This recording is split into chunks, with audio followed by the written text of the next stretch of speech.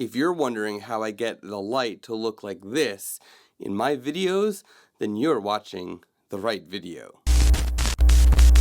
Hey, this is Scott Weidenkivowitz, a storyteller with a camera talking about all the things photographers like you and I are thinking about. In this video, we're going to be talking about my lighting setup for my videos. That's right, I got a comment on a previous video asking if I've ever done a video showing my lighting setup for my videos. And in fact I have, but it's been quite some time. So this is my lighting setup video, the 2019 edition. Now I am recording this on the Nikon Z6 and I am going to switch to my iPhone 10 using the DJI Osmo Mobile 2 and going to do a little walkthrough of my lighting setup. Basically, here is my setup. Right in front of where I am sitting right now is a tripod, and on the tripod is the Nikon Z6. And then I have two little clamp boom arms that are holding things. The first is holding my Rode VideoMic Pro Plus, and it's about 2.5 feet, two and a half feet from me.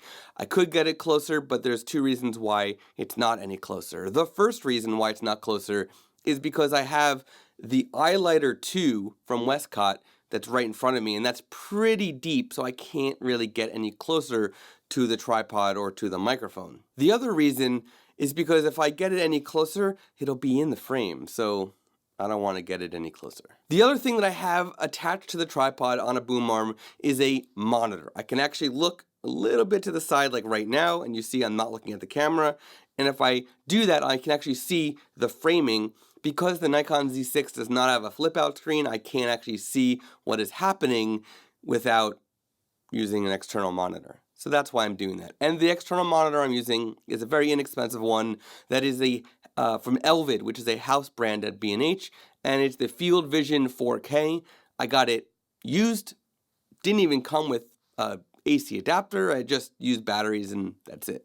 Like I just mentioned before, I do have the iLighter 2. I am currently in the process of doing a review on that, and that is why you see nice lighting basically on my entire face, because I'm only using one light to light myself. So this reflector is doing everything else that you see, so that's pretty cool. So the one light that I'm using is actually up there, and that is the Savage Edge light, and I did a full video on the Savage Edge lights. I've experimented with using one on each side in the front, but right now what I'm doing is I'm using one up here as the main light, the iLighter 2 as a sort of fill light because it's reflecting that one light all over my face, and it's giving me a nice contrast. So like this side is darker where this side is lighter, and that is pretty good to have that sort of contrast. You also notice I have some highlights, like right here there's some highlights. There's a little bit of edge light to separate me from the background.